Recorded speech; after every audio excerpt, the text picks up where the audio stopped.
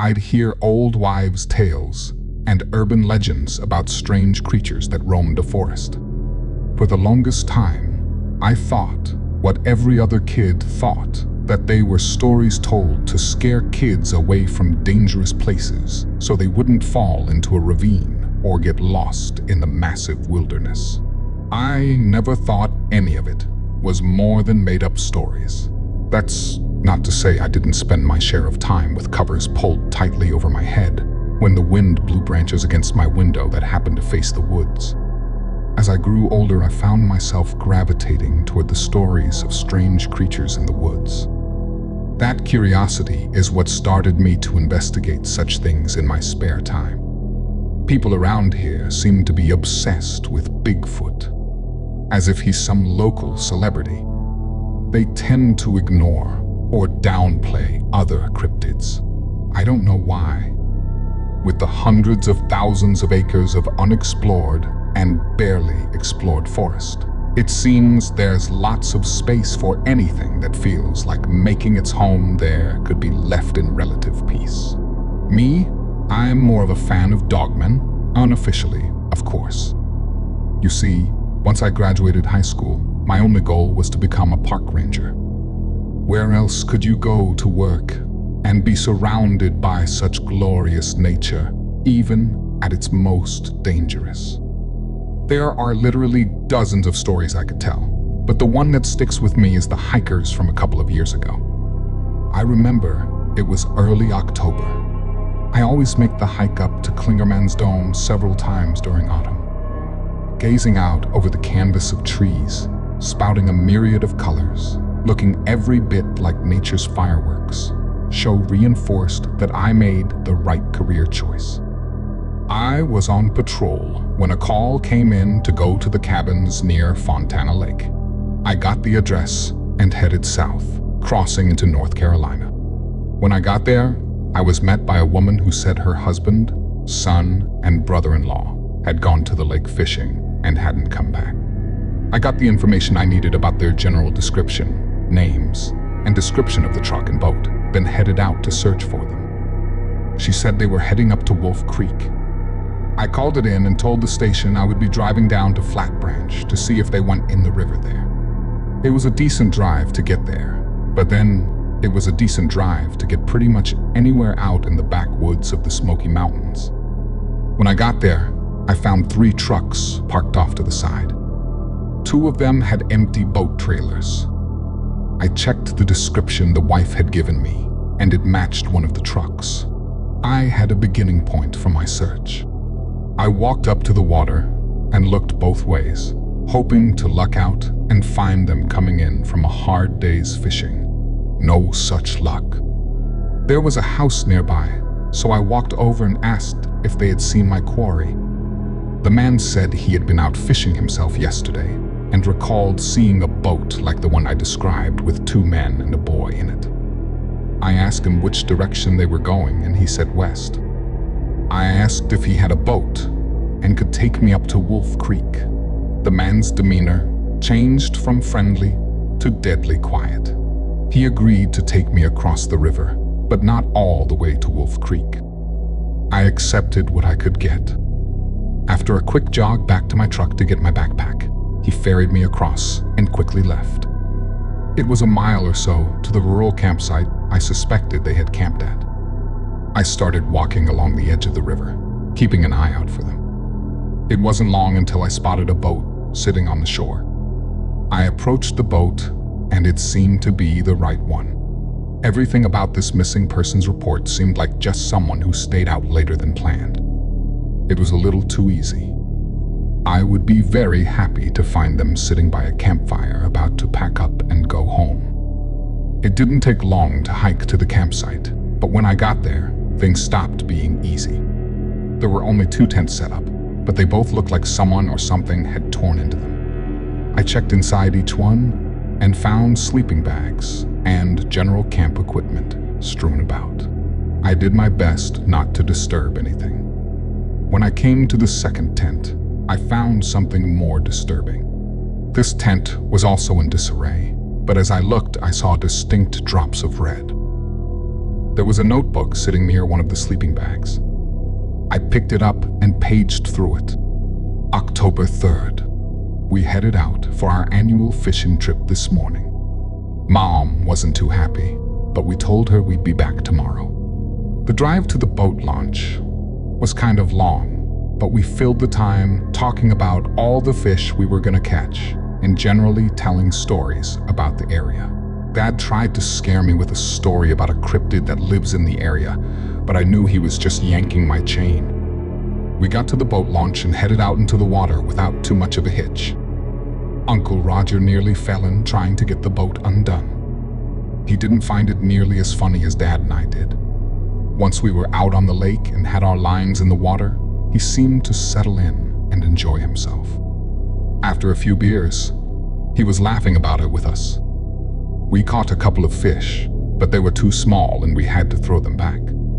Dad said he'd heard about a good spot up by Wolf Creek. We had better luck when we got there.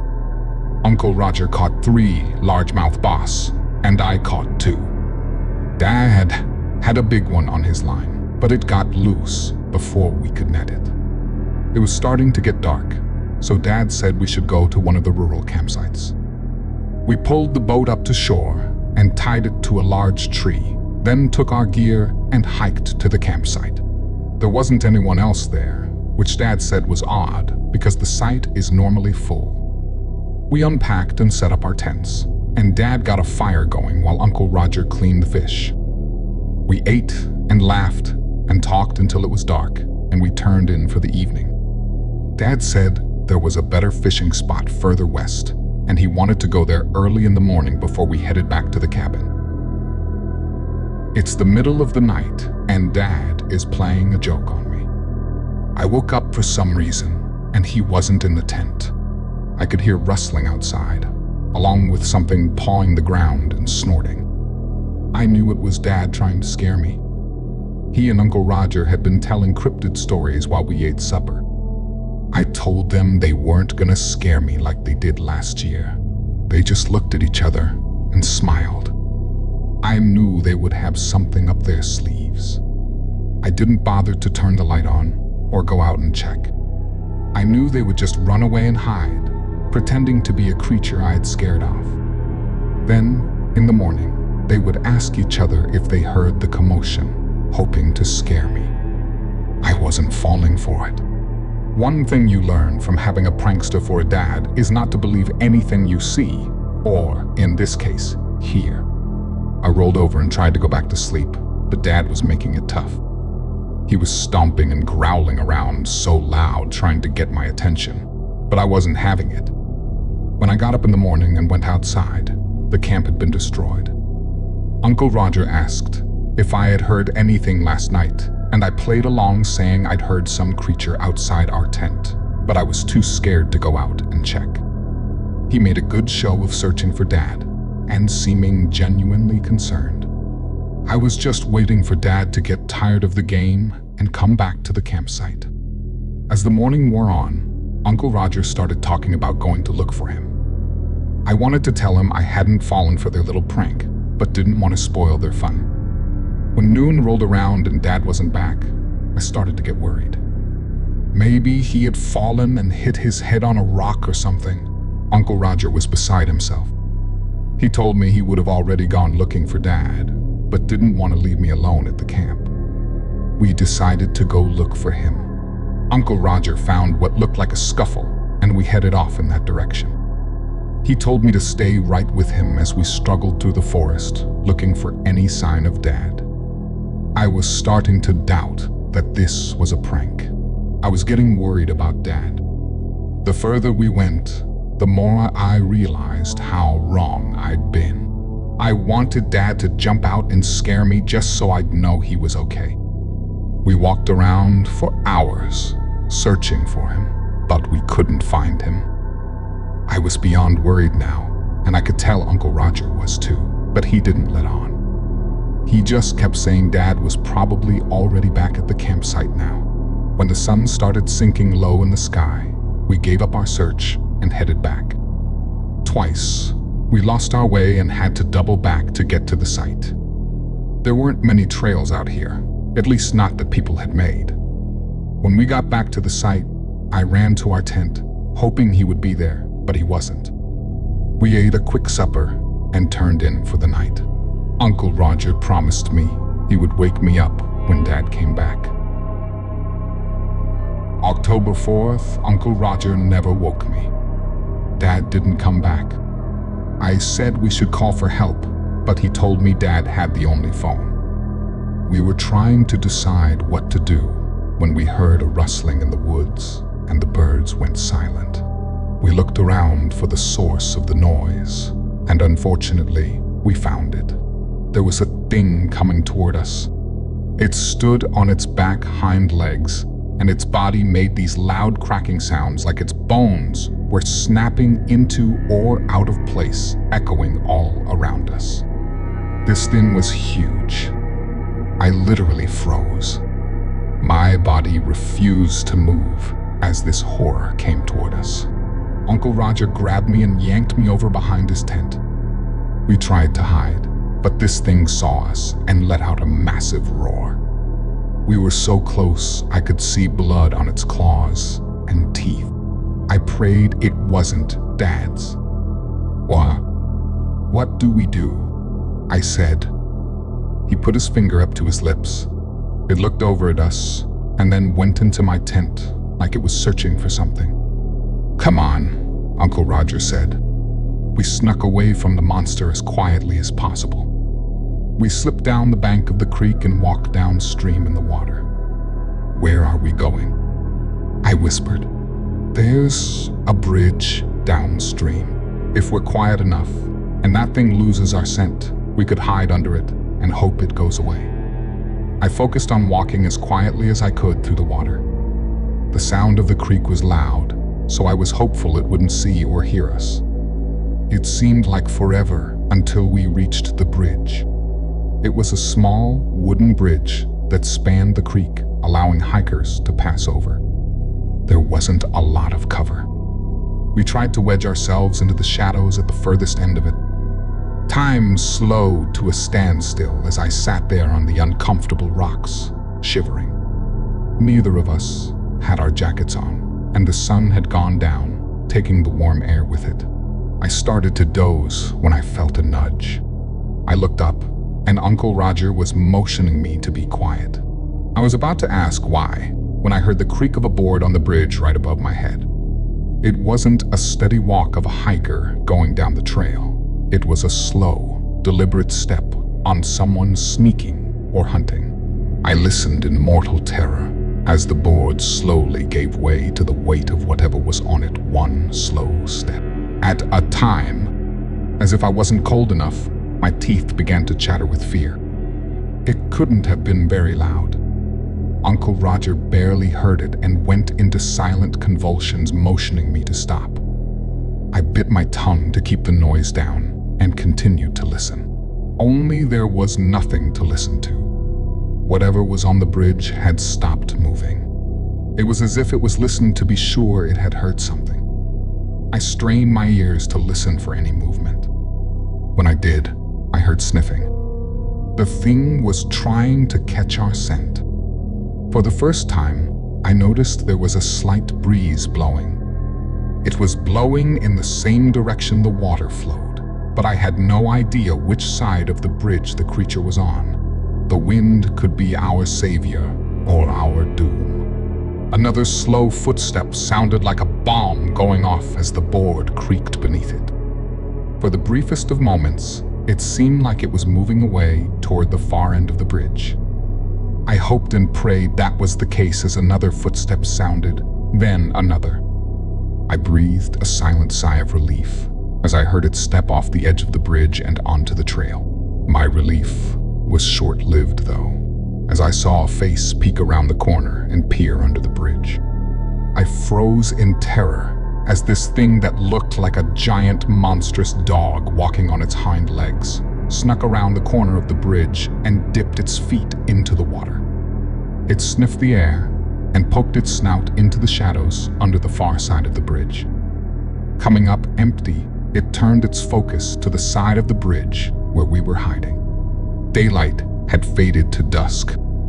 There was precious little light to see by. That was our only saving grace. The shadows were darker here, making us nearly invisible. But that was rapidly ending as the beast approached. My mind was vapor-locked. I had no clue what to do. Running would just give us away more quickly. It was looking like our only choice was to die.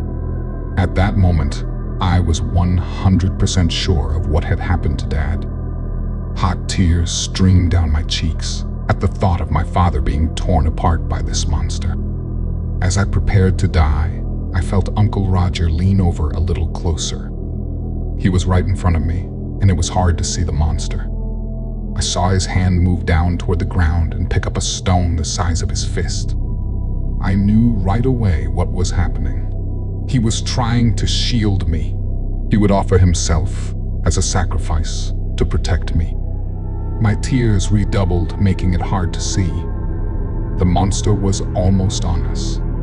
It hadn't acted like it knew we were there, but at this point, it didn't matter.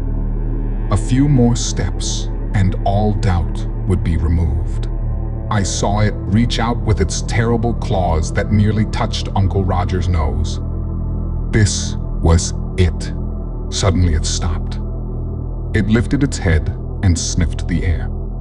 I saw the hair on its back bristle, and then, in a heartbeat, it disappeared. Uncle Roger slowly stood and looked around. I tried to do the same, but my legs didn't want to cooperate. I dislodged some stones as I stood, making a little noise and causing Uncle Roger to hiss at me.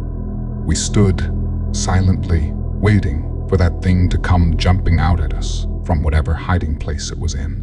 After a few minutes, I began to hope that we were okay. Uncle Roger led the way back to our camp. He said we should change into dry clothes and get a little rest. It felt so good to be warm again. I snuggled up in my sleeping bag and wrote this message so that if we don't make it, someone would know what happened. I hope my dad was as lucky as we were. I read through the entire message, then went back and reread the description of the creature. If it was what I thought it was amazing they were still alive. Knowing what I was tracking put me on guard and made me wonder if I was being hunted right now. If it had intentionally left things lay so it could ensnare another victim. I didn't have much hope of finding them, but I would look anyway. I started with the tracks in the camp, specifically the ones around the tents. It seemed like the boy and his uncle had gone towards the creek. The creature's tracks went that way too. It followed them to the creek, where its tracks seemed to wander around as if it had lost its prey. I saw where they went into the water to throw off its scent. Smart move. I followed the meandering tracks until they came to a small bridge that forded the creek. Tracks went over the bridge, then through the creek underneath it. That didn't make sense unless they were hiding in the shadows. The creature's tracks made a sudden turn and went toward the trail, then up a hill, almost like something spooked it. If it was what I thought, I couldn't imagine anything spooking it. I followed the creature tracks up over the hill, then they doubled back and followed the creek from the top of the ridge. I noticed there was a good view of the creek. It didn't make sense to be going this way until I found myself back in the camp. It had put them right back in its sights. I was confused for a while. I couldn't find a second set of tracks where they left the second time. If the creature had slaughtered them at the campsite, there would be a lot more blood, but there wasn't. In fact, I couldn't find any proof they'd come back. Then it hit me. I went back and looked at the tracks again. There were a few here and there that were doubled. The boy and his uncle must have come back here after the bridge, then left again the same way as before. The disturbing thing was, I still hadn't seen any tracks of the father. I circled around the camp slowly, looking for anything I might have missed. Eventually, I found a set of adult tracks leaving a tent and going to the edge of the trees.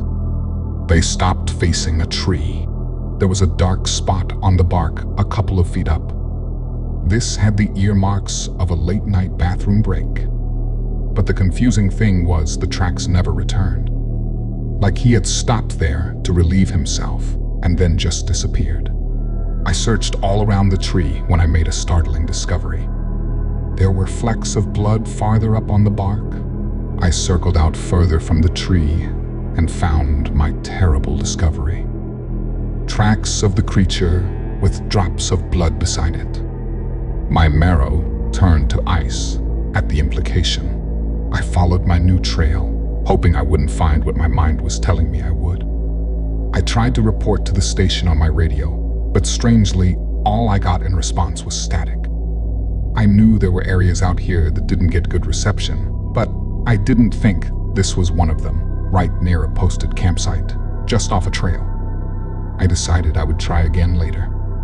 I adjusted my backpack and started off after my prey. As a precaution, I pulled out my sidearm and made sure it was loaded. It seemed like a silly thing to do, but when dealing with a dangerous alpha predator, it's best to make sure you're ready to shoot. My hand shook a little when I put my gun back in its holster. I knew this was dangerous. I knew it would be just as easy to go back to the station and let search and rescue take care of it. But I also knew that there was a man who was in the clutches of a deadly creature, and he was losing blood. I didn't have time to waste. I followed the tracks as best I could through the brush and fallen trees. I would lose the trail sometimes only to pick it up again when I found a few more drops of blood. The tracks ran along the base of the hill, heading west until it came to a stop. It was right in front of a mountain. I looked all around, but the trail had disappeared. Finally, in desperation, I looked up and noticed a cave partway up the mountain. I thought about going up there, but was unsure. That could be the home of this creature, or it could be the home of a dozen other animals, none of which would appreciate me storming into their living room unannounced. After another thorough look around the area, I decided it was likely where my prey had gone. Clouds had been rolling in all day, and now decided they were done playing nice.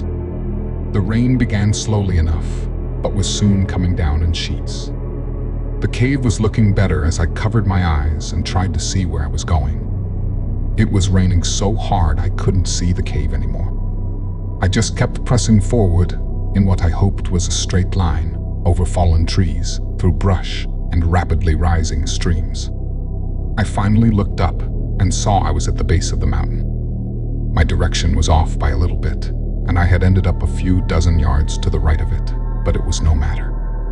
I started climbing the mountain, being extra careful of my footing, especially in this torrential downpour.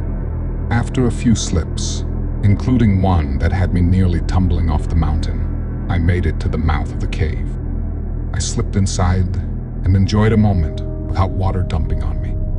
I looked down, and the water dripping off of me made a little puddle like I had brought my own rain cloud into the cave with me. I shook off as much water as I could, as quietly as possible. The rain pouring down outside made loud splashes inside the cave. It would have been difficult to hear anything else, but I still wanted to be sure. I unbuckled and sat the backpack down just inside the mouth of the cave. The rain had made it gain extra weight, and I didn't know if I would have to move fast. I opened my pack and got out my bottle of water and drank. It had been a while since I had drank anything, and I chugged half of it down. I closed it and saved the other half for if I got out of here alive. With that happy thought rattling around in my brain, I stowed the water bottle back in my pack and pulled out a small flashlight. I turned it on while pointing it at the floor. The bright beam illuminated the cave. It was large, as caves go. I could stand up in it and not reach the ceiling. There were many boulders and stones. It wasn't a smooth floor. The walls were rough. There weren't any cave drawings in here. I walked slowly. Each step felt like I was closer to my doom. I pulled out my gun and held it tightly, the sense of foreboding thick in the air. Two thoughts impressed themselves on me. Firing a gun in here would probably deafen me, and the stench was horrific. It smelled like an open sewer in the middle of August. As I crept deeper into the cave, the sounds of the rain diminished, replaced by an eerie silence. I could hear the steps of my feet, my breathing, and my heart pounding. As I was seriously considering turning around and leaving, when I saw something ahead of me move. It was big, at least as big as me. I dove against the wall for some cover, forgetting that I was holding a bright light in my hand, so it didn't matter if I tried to hide as long as the light was on. I pointed it at the floor but didn't turn it off. I heard a shuffling sound getting closer. I was tempted to turn off the light, but giving the edge to this creature was not a good idea. It already had the home field advantage. I heard it sniffing, but I couldn't see it yet. I decided to find out more by bringing my light up and shining it deeper into the cave. I got the shock of my life when my light landed on the creature and it was only a few steps away. It was big, at least 6 feet tall, and looked like a dog with a long snout, only its body seemed elongated. It stood on its hind legs and had hands attached to muscular arms. Overall, it looked like a nightmare. It recoiled from the light and let out a growl. It was all I could do to keep from soiling myself. Without thinking, I pointed my gun and fired. The sound was deafening. My ears instantly started ringing. The creature roared at me, then turned and ran deeper into the cave. It had roared a mere few feet from me, yet I barely heard it. I stumbled and had to take a minute to steady myself. Then I started following it deeper into the cave. To this day, I really don't know why other than needing to know if the hiker was alive. I looked at the ground to see if there was any blood, but there wasn't. I must have just startled it with the shot. That wasn't great news. I'd hoped I would have hit it, and it was wounded. Just scared meant it would be ready to fight when I saw it again. After all, I'm sure to the creature I was the invader, and it was defending its home. I continued farther into the cave, shining my light and watching for any sudden movement. I had no idea where it was, or if it was setting a trap for me. I felt a whiff of air and jumped back a split second before the claws sliced the air where my face would have been. I rolled and came up shooting, holding my light beside the gun to illuminate my target. I fired over and over, pointing and shooting without having the time to aim. I watched as it ducked every shot and ran with inhuman speed. Just before it disappeared from sight, I saw it skip a step as I fired my last shot. My hopes soared that I had hit it at least once. I ejected the magazine and put a fresh one in, reminding myself that I only had one more and chastising myself for not being more careful with my limited ammo. I justified it by telling myself there's no use dying with a full magazine. I followed once again, nearly jumping for joy when I came to the spot where it had disappeared and saw a spot of fresh blood on the ground. I was hoping for more, but as I went, the drops were every few feet. Even though it didn't seem like much, at the speed it was running, I was sure it had sprung a major leak. I followed the trail deeper into the cave. There was a chill in the air that made me shudder. My mind told me it felt like a tomb. My tomb. I shook off those thoughts and continued until the blood stopped. I shone my light on the small puddle and the ground beyond where there was no blood. My mind screamed at me that it was a trap. I shone my light all around, even on the ceiling, but I couldn't see it. I started backing out the same way I'd come in, my eyes darting all around in search of my prey. It hit me like a bulldozer going 60 miles an hour. It had come out of nowhere and rammed me in the back. I sprawled out on the floor, rolling to a stop. My flashlight lay a few feet away and I had no idea where the gun was. The wind was knocked out of me. I tried to breathe but couldn't. I just lay there gasping for air. It slowly circled around me, growling and bristling. I knew it was going for the kill. I screamed at my brain to move, but my body refused to cooperate. I tried to focus on my breathing and regain mobility as it circled closer. I could see its breath chugging out of its mouth like a steam engine. I knew it was time. My arm was the first to recover. I slowly moved it toward the flashlight. It stopped circling just as I got a grip on the light. I saw the creature hunching to lunge at me. I clicked the light to strobe and aimed it at the creature's face. It screamed and clawed at the air as if it could fight off the light. I rose to my knees, keeping the light on it. When it turned away, I shone it around, desperately searching for my gun. I found it a few yards away and tried to run for it, but my body hadn't fully recovered and I fell flat on my face. My life in the balance, I didn't bother with the pain of my freshly broken nose. I crawled toward the gun with every ounce of energy in me. I saw the creature hunching to lunge at me. I clicked the light to strobe and aimed it at the creature's face. It screamed and clawed at the air as if it could fight off the light. I rose to my knees, keeping the light on it. When it turned away, I shone it around, desperately searching for my gun. I found it a few yards away and tried to run for it, but my body hadn't fully recovered and I fell flat on my face. My life in the balance, I didn't bother with the pain of my freshly broken nose. I crawled toward the gun with every ounce of energy in me. It seemed like an eternity until I put my hand on the grip and brought it to bear on the creature. It had recovered and was running at me full speed. I shone the strobe at it again and it veered away from the light. I stood and aimed at it, squeezing the trigger. I saw the satisfying impact of the bullet in its side and squeezed the trigger again, making another hole on the far side of its chest. I squeezed over and over, hitting it each time and watching it reel from the impact, but it stayed on its feet. It growled and charged as my slide locked back, showing an empty chamber. I shone the strobe in its eyes once more, but this time it just ran off to the other side of the room. I used the distraction to eject my magazine and load in the last full one. I released the slide and started firing immediately, hitting it in the hind quarter and leg, but not stopping it. I stopped shooting and forced myself to concentrate.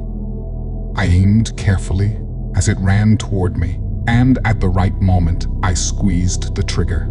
It went down hard, squealing like a stuck pig. It thrashed and clawed at its face, tumbling over itself. Blood flew everywhere from its many gunshot wounds, but it still continued flailing about and squealing in pain. After a few minutes of this, it finally settled down and was still enough for me to see my handiwork. I had shot it in the eye. There was nothing left there but a bloody hole. I didn't dare approach it. I stood at a respectful distance and watched, my gun ready if it tried to make a move.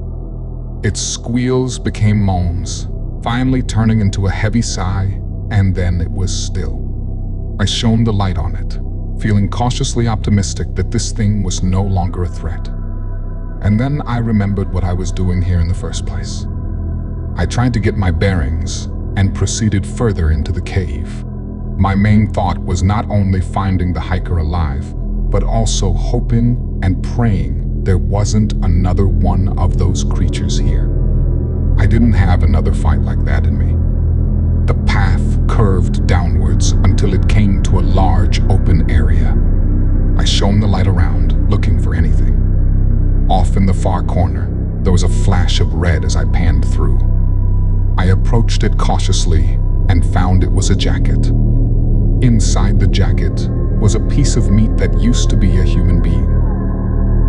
His throat had been ripped out and his legs were gone. All that was left of them were some bones. The thing must have been working its way up, saving the arms and torso for later. The man's face was a frozen scream. I can't even imagine the horror of being dragged away from your loved ones, only to be murdered and eaten in some cold, dark cave. I wasn't even sure if he was dead when the thing ripped his legs off. I had to stop focusing on such things and decide what to do. If I left the remains here, there was no doubt some other animal would come by and finish off what the creature had started. I needed to try to get him to his family for closure and a proper burial. I bent down, trying to figure out how to carry him. A fireman's carry was out. There were no legs for counterbalance. In the end, I picked him up by his arms and flung them over my shoulder, holding onto them and turning his body into some macabre backpack. I started back out of the cave, hoping I'd be able to carry him all the way back to the campsite and finally back to my truck. As I trudged back through the cave, I came to the section where our fight had taken place. Shell casings and blood was strewn about the ground. I wondered to myself how I had avoided getting hit by a stray ricochet when I looked over to where the creature lay. Only it wasn't there. I shone my light all around, frantically whipping around, but it was gone. I found the spot where it had laid still, and I thought it had died. There was a large pool of blood there, but no body. I pulled my gun out of my holster, ejected the magazine, and checked to see how many rounds I had left. There were only 2. I hoped, wherever that thing was, that it was no longer in the mood for hunting or revenge. In the end, I decided there was nothing I could do. If the thing attacked me, I was defenseless, carrying literal dead weight on my back. I holstered the gun and hitched up my human backpack, then shone the light toward the mouth of the cave and kept walking. My hearing was just starting to return to normal, although I was sure I would have some permanent hearing loss. I could hear the shuffling of my feet as I staggered toward the cave opening. When I got there, I found a world transformed. Daylight was just starting to peek its way around the dark. However, the rain had created a massive fog bank. I couldn't see anything down in the valley I'd come from. It was a sea of fog. Only the peaks of the mountains escaped its suffocating blanket. I looked over and saw my backpack patiently waiting for my return. I lay my burden down and got the water bottle out, glad that I had saved the last drink for now. As I sat on the edge of the cave precipice, I looked down and wondered how I was going to get the body down there without falling to my own death. For an instant, it was tempting to throw it down and find it at the bottom once I climbed down. But I thought this fellow had been through enough and didn't need the indignity of becoming a human frisbee. I dug through my backpack and found some bungee cords. I bunged them to my back and carefully started my descent, leaving my faithful backpack to watch me desert it. I wished I could take it with me, but there was no way I could carry both. As I climbed down, there were a few times I lost footing and nearly took the short and deadly route down. Fortunately, I made it to the bottom in one piece. Instead of celebrating, though, I discovered a new problem. The fog was so thick, I could barely see my hand in front of my face. I had no idea how I was going to find my way out of there. I decided to go straight away from the mountain and hope the fog cleared as I went. The rain had turned the forest into a marshland. The ground was soft, and the streams had overgrown their banks. I found myself wading through knee-deep water on more than one occasion. As I trudged along, hoping I had enough energy to get back without collapsing from exhaustion, 2 thoughts chased each other around my mind. Where were the other hikers? And where was the creature? I hadn't seen any other remains in the cave. If it had killed them, it hadn't had time to take them back to the cave yet. Perhaps my pursuit had forced it to retreat to its cave before it could properly retrieve its other bounty. I had kept my ears open for any sounds of it following me. The most disconcerting thing was the lack of forest noises. The animals and birds were strangely silent. Usually, that meant there was a predator nearby. In this ungodly fog, perhaps they were just sleeping, waiting for it to clear. That sounded good. It gave me the false illusion that I wasn't in mortal danger from a wounded alpha predator bent on revenge. But I couldn't focus on that, or worry would drain my resolve to get us both out of there. I took a break from trudging and tried to get my bearings. I checked my watch, and I had been walking for over an hour. It was late morning, and the sun should have been high in the sky. But the oppressive fog continued to smother it. I looked around, but there was nothing to see except the dingy gray curtain of hopelessness. I was about to collapse and give up when I heard it, the faint sound of hope. I could hear the creek running. As hope rose, it was suddenly dashed. I heard the sound of a footstep behind me. I whipped around so fast that my macabre backpack nearly made me lose my balance. I couldn't see anything through the fog, but that didn't mean it wasn't there. With a renewed surge of determination, along with a strong desire to elude whatever was pursuing me, I set out toward the sound of the creek. It was still slow going, but I found fearing for my life was a great motivator. I had no doubt whatsoever that the footsteps behind me were those of the creature bent on revenge. After what seemed like an eternity, I gazed at the most awesome sight I'd seen all day. Wolf Creek in all its 6-foot wide, overflowing banks glory. I followed it until I came across Lakeshore Trail, and the journey became much easier. The fog was even beginning to lift, which was a blessing but also a curse.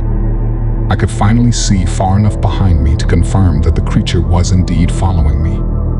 I'd wondered the entire time why it hadn't overtaken me, but now that I caught sight of it, I understood. It was grotesque. It looked like it came straight from hell. Its one eye socket was leaking gore, and the many bullet wounds covered it in blood. There were places where I could see internal organs trying to escape the body, and its right leg had a bullet wound. It limped severely. As I watched it, I wondered how it had made it this far. But then I looked into its remaining eye and saw intense rage burning. I knew I would die a horribly grotesque death if I slowed enough for it to catch up. We continued this slow OJ pursuit of death until I reached the banks where Wolf Creek opened up into the lake. My energy was nearly gone. At one point, I considered dropping my human backpack in hopes that it would feed on it instead of me. But then I would have failed. I came here to find this hiker and bring him back. The thought lit a fire deep within me. I came to the edge of the lake, with the creature a mere few yards behind me. I glanced around, hoping to see a boat I could flag down, but no such luck. With no other choice, I waded into the water. It was cold, but instead of refreshing me, it chilled me and sapped my little remaining strength. The creature entered the water behind me and seemed to be gaining. It got deeper to the point where I was no longer able to walk and had to start swimming. The far side of the lake looked like it was miles away, even though I knew it was much less than that. I swam for all I was worth, knowing at any moment I would be pulled under by the creature. My passenger strapped to my back wasn't helping either. The literal definition of dead weight. Every minute I had to fight off the urge to dump him. When I reached the other side, I was exhausted. I lay there on the shore, waiting for the creature to disembowel me, but unable to move to defend myself in any way. With great effort, I turned to look back and see when my doom would come. To my great surprise, I saw it staring at me from the far beach. I guess it couldn't swim. I chuckled to myself as I lay there, gathering strength for the continued journey back to the truck. Eventually, I got there. As I opened the door, for a fleeting moment, I considered putting the hiker in the passenger seat. But then I looked at the wet, gore-soaked torso and reconsidered gently laying him in the truck bed. The drive back was long, and I continually had to shake myself to stay awake. But eventually, I made it to the cabin. I stumbled up to the door and knocked once. "Oh my God," the woman said when she saw me. Are you all right? I hung my head. No, but I will be after around 3 days of sleep. Unfortunately, I have bad news for you. I found your husband, but not your son or brother-in-law. A man and a boy came out of the cabin and stared at me. I instantly knew who they were and grabbed them both in a huge hug. I'm so glad you made it out, I said, fighting back tears. Thanks, the man said, pulling out of my hug. Who are you again? He's the ranger that came to look for all 3 of you, she said. I don't understand. Your tracks were confusing, I said. I followed them down to the bridge, but then they went back up to the campsite. We got some rest, the boy said. Then Uncle Roger came and said we were going. We left everything and slipped away to the boat. Rowed across the river and left. I smiled. I'm very glad you did. He looked at me with expectant eyes. You said you found my dad? My face fell. I did, but it was too late. So I nodded somberly. Where is he? He's in my truck, but you don't want to see that. Before I could say another word, he ran to the truck and looked in the passenger seat. A look of confusion fell over his eyes as he saw no one there, and then he slowly looked toward the bed of the truck. He stepped back and looked over the side into the bed. He instantly dissolved into tears and slid down the side of the truck, sobbing. I'm so sorry, I said to the woman and man. She grabbed me and gave me a hug. Don't be, she said. Without you, we wouldn't have known for weeks, months, maybe even years what had happened. We would go on looking with false hope. You've given us a chance for closure and to properly grieve. She released me, and I wiped my eyes. I looked at the man and walked down to the truck. He followed, and we gently removed the body and laid him on the couch, then covered him with a blanket. The boy followed us back to the cabin, but wouldn't look at me or anyone else. He sat in a chair and stared at the blanket covering his father's body. I knew I had done all I could, so I excused myself and started toward the door. I paused and said to the boy, I promise I'll make sure that thing never hurts anyone again. He looked up at me, eyes full of tears, and said, How will that help my dad? His mother opened her mouth, but I held a hand up to silence her. I knew the boy was just hurting. I left without another word. On the drive back, I called the station and told them everything that had happened, then told them I was going home and calling off for the following day. After getting home and stumbling into a shower and collapsing in bed, there was only one thought on my mind. I would return to Wolf Creek very soon with more and bigger guns. I would end that monster if it was the last thing I did. But that is another story.